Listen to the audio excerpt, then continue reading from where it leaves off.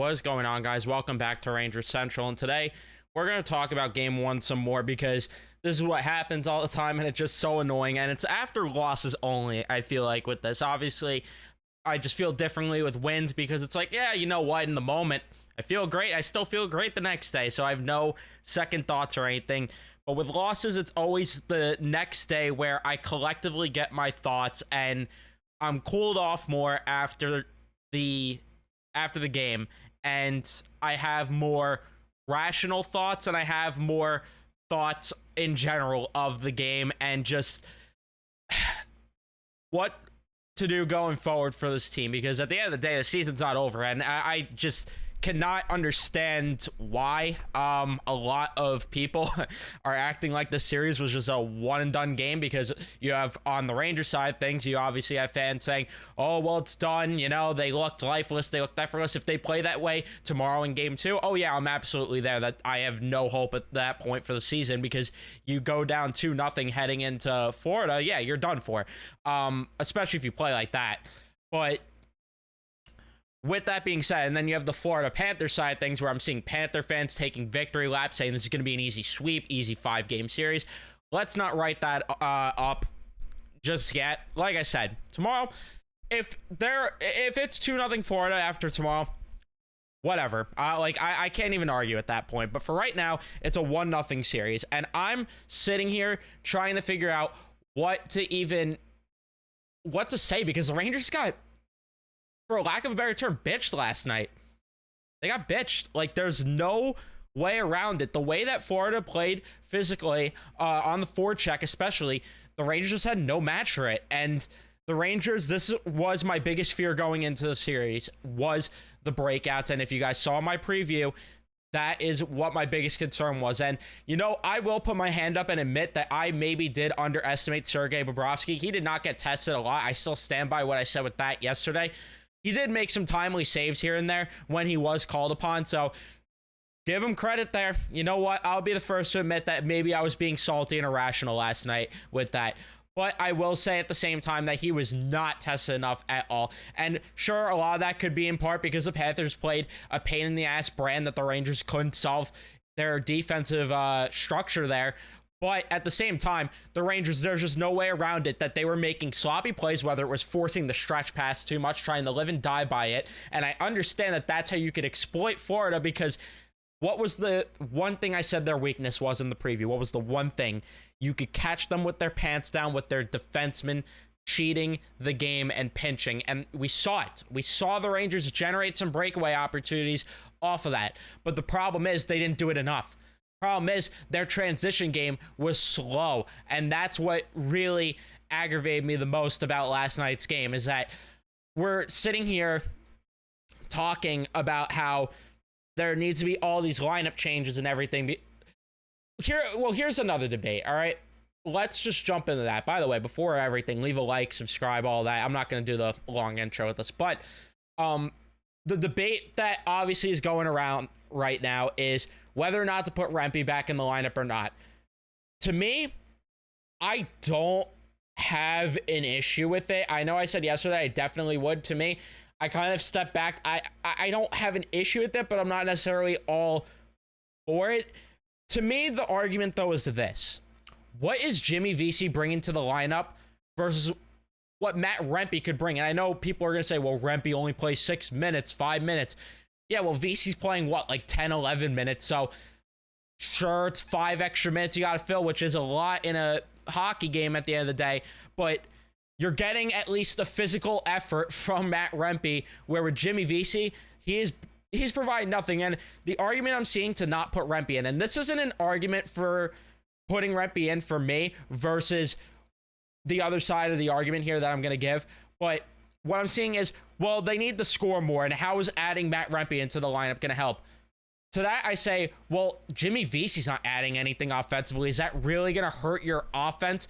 And if anything, if you have offensive issues right now, that should play more into a factor and say more about your top 6 forwards versus what it says about your bottom 6 guys like Jimmy Vesey, which, don't get me wrong, the bottom 6 does have to contribute. Looking at Alex Wenberg, who could not hit water if he fell out of a damn boat. But To me, who's the scratch then that's going to provide offense? It's not Brodzinski. It's not Edstrom. And I like Edstrom. I'd like Edstrom in out of anyone, but it's not him. But now we're seeing Blake Wheeler, and you have Larry Brooks saying he wouldn't be shocked if Wheeler slots in for Rosovic next game, which I don't see that solving the problem at all. And I do not like Rosovic, and I don't think he's played good at all. But this team struggled enough in transition last night to begin with. Why is it that Blake Wheeler is supposed to be the solution here? To me, I'm looking at Adam Fox, who has not been playing well. I'm looking at Artemi Panarin, who has not been playing well. And in general, the top six they were forcing way too much east-west play. And the good news is, if you want to look at anything as a bright side potentially, is you have to think, at least, that was the worst game that you're going to see from the Rangers this series thus far. And you have to pray that they're going to be better. The problem that I have is Florida, in my opinion, I think played a very underwhelming game in terms of their offensive production, in terms of their offensive presence. And I think that they could generate more. So that's the thing that scares me. And Igor did let in some soft goals. That has to change. And if he starts letting in more soft goals, that's going to become a problem. I'm not there where I'm going to panic about Igor, and I'm not blaming him for last night. But let's be real. That first goal, he did have to come up with it. But regardless, this team needs to match the intensity. That's the first and foremost. Florida just looked way more hungry last night in terms of the forecheck, in terms of the defensive presence too, and most of all the physicality and the desperation, especially for loose pucks and stuff. And I still don't believe the Rangers played that terribly. Like it's hard to say that when what we saw last night, you know, when it was what it was. But for what both teams gave as an effort, the Rangers were relatively in that game, and as much as it was a 3-0 game, I don't agree with the narrative that Florida ran out of the building with that win. I do think the Rangers could have found a way to sneak out a W here, but there needs to be a way bigger emphasis on getting pucks in deep and forechecking and getting bodies below the hash mark, most importantly, which that was the part that drove me the most, and saying that I really still stand by from last night's post game is there was way too many times where you're just seeing two guys below the hash marks, and it's what are we doing here? That's not how you're going to generate offense. You got to get way more bodies in front of the damn net. You got to grind against this Florida Panthers team and match the intensity, like I said before, because if you don't do that, it's going to be a quick series, and Florida's just going to be, you know, eating you up for breakfast. That's just their brand. That is their style of game, and I can't take anything away from that. And the Rangers played right into that style of game for them. So they have to find a way to match that, or they have to find a way to get to their game and make Florida play their type of game, which, what is the Rangers type of game? I don't even know right now. I don't even know right now, because the past 4 games, this is the thing where I will say I am a bit concerned if I'm going to go back to that side of the argument. Because I could play both sides of this here. You look at it, the past 3 out of the 4 playoff games here, the Rangers have just kind of been lackluster compared to what we saw the first 7 games. And it's just or first 8 games, I should say. Right? No, 7 games. Yeah, not 8. 7 games. First 7 games compared to what we saw there. So my main point is that it's either you match their damn intensity, or you make adjustments and find a way to exploit them more and make them dummy down and play a style of game that you want to play. And the Rangers, if you look at the first few rounds, and even just going back to October, I always bring it back to October with this team, because that's when I think they played their best hockey. And it's forever ago at this point. But they played so good when they were playing defense, by playing offense, by moving the puck in the offensive zone, by clogging the neutral zone 1-3-1. The problem is the Rangers, this is where they get exploited a bit, and this is where you saw the Panthers strive last night, where the Rangers struggle, because both teams are similar in this regard. Now that I'm putting it together in my head, both teams like to clog the neutral zone.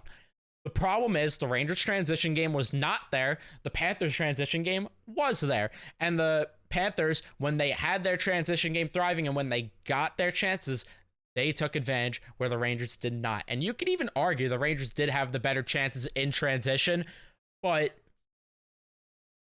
you got to capitalize on them at the end of the day. You can't hit the post, you can't miss the net. Like, that's even more infuriating. And most of all, they have to find a way to solve Bobrovsky. And maybe, like I said, maybe I underestimated the guy. And now you're in a spot where, if that's the case, you got to find a way to solve this guy, because it's just inexcusable. And I had people in the chat saying last night that Lundqvist was saying the way to beat Bobrovsky is high, which, if that's the case, the Rangers need to do a better job of that, because there's way too many low shot attempts where they're trying to get rebounds and trying to make the perfect plays, where they're trying to get the perfect shot. No, get the puck high on the net, or get bodies in front of the net, take away the damn eyes, and start tipping pucks in, which we didn't see really any of that last night. But we also didn't see it from the Panthers last night, which that's another thing that I like. That's where I say I want them to make the Panthers work for their goals, because I still feel the Panthers didn't really have to work for their goals too much. The Rangers need to make the Panthers work for their goals, and that obviously starts by the Rangers creating more offense and scoring their own goals, and that would get them to work for it. So last night's game, it was 50-50, and unfortunately, the Rangers just couldn't find a way. And you could still argue the Panthers were the better team. I get it, because of the way they played defensively, and because of the way Bobrovsky made timely saves. But at the end of the day, this team's way better than they showed last night, the Rangers, that is. And they have to find a way to get to it tomorrow night. Otherwise, you go down 2-0, you are pretty much toast going into Florida. You are pretty much done for, because this team that you're going up against has been around the block. They've done it last year in terms of getting to the finals, and they know what it takes, and they're not going to mess around. So this is the first time they're down a series of Rangers, and I think that's why we're all reactionary and all ready to throw our arms up and give up, because of the fact that this is the first time we're down. We don't know how to react right now, but it's still not a terrible spot to be in, down 1-0. The Panthers were down 1-0 last series. I think so, right? I think they lost game 1 to Boston. Let me fact check that, actually, because I could be wrong there, but I'm like 90% sure. Yeah, they went down 1-0. And they looked bad in that game 1. They got dominated that game 1, 5-1. So it's not impossible, but it's going to be tough if you don't generate offense at all, just like last night. So simple as that. And I don't think both teams played their best game, and I think that that's going to change next game in general. And so the Rangers are up for an even taller task, because they have the pressure. And you lost home ice. It's on you. And you go down to, like I said, good luck going to Florida and finding a way to steal 2. Because at that point, then you have to. You have to win both. Otherwise, you're going to be in a spot where maybe you win game 3, lose game 4, and you have to come back 3-1, which the team has done that before. But you don't want to be in that spot. You just don't. In terms of changes still that I'd like to see, maybe with the lineup, it's never going to happen. I'd still like to see Jones get in the lineup over... I'd like it to be over Lindgren, but it's not going to happen. Realistically, maybe Gustafsson. Still not going to happen. But that's what I'd like to see, because we saw the Rangers struggle last night to move the puck up the ice. And when there was pressure coming their way, they really struggled with it. And Jones would help with a lot of those issues. Not going to happen.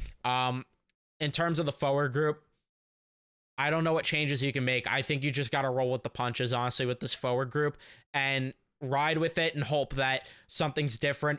And the only tweak you can maybe make is, I still stand by the fact that maybe, just maybe, you give a chance to put Lafreniere with Kreider and Zibanejad, let Lafreniere drive the play on that line a bit, and maybe get that line going even more, because we saw it for a couple shifts and it looked so good against Carolina.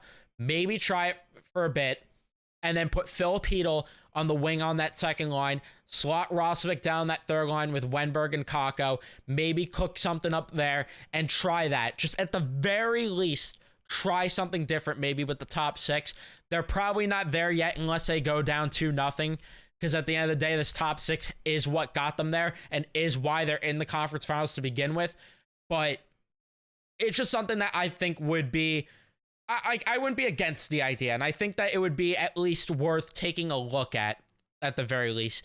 And in terms of deep pair changes, I'd like to see them go back to Miller Schneider and then move Trouba down, because there's no reason Trouba should be getting more minutes, top 4 minutes right now. There really isn't. And I know that Schneider didn't play a great game last night, but I just don't see why Trouba's getting the minutes that he is. But at the end of the day, it's not going to matter. None of this matters unless the top guys perform better next game, and unless Adam Fox, especially on that blue line, starts to wake up, because Adam Fox, he's not cutting it with this play lately. It's just not cutting it at all, and he needs to get it together, and that could make or break the series too, because you're a team right now that's supposed to have the best defenseman in this series with Adam Fox. Whether you're a Panthers fan, Ranger fan, there's no argument that Adam Fox should be the best defenseman out of every single one in this series, and he's not playing like it. He's just not. And that needs to change if this team wants to advance to the Stanley Cup Finals, because this team has gotten this far with Adam Fox underperforming, and I know that he might be playing hurt, but at the same time, is he? Because games 1, 2, and 3 of that Washington series, before the knee on knee hit, he didn't look the same. And he's just looking outmatched right now. So, yeah, simply just need to make adjustments, and I trust Laviolette to do that. I trust the Rangers to play a better game, but they need to be still playing well aware that Florida's going to play a better game than they did last game, because, like I said, as good as Florida was defensively, I still think they have another gear to their game, which is the scary part as a Ranger fan. But let me know all your thoughts in the comment section down below. These are more my rational thoughts now that the game passed, and now that I kind of have my collective thoughts of the game. But yeah, tomorrow, you got to come out flying. You got to come out and set the damn tone right away. We'll see if there's lineup changes. We'll see if there's any other, changes in terms of personnel, this and that. Tomorrow, probably. I don't think they practiced today. I think they would have by now if they were. So we'll see tomorrow if there's any update on that. But again, let me know all your thoughts in the comment section down below. Don't forget to leave a like if you have not already. Don't forget to subscribe. Turn on your notifications so you know when I upload or go live on the channel next. I'll see you guys in the next one.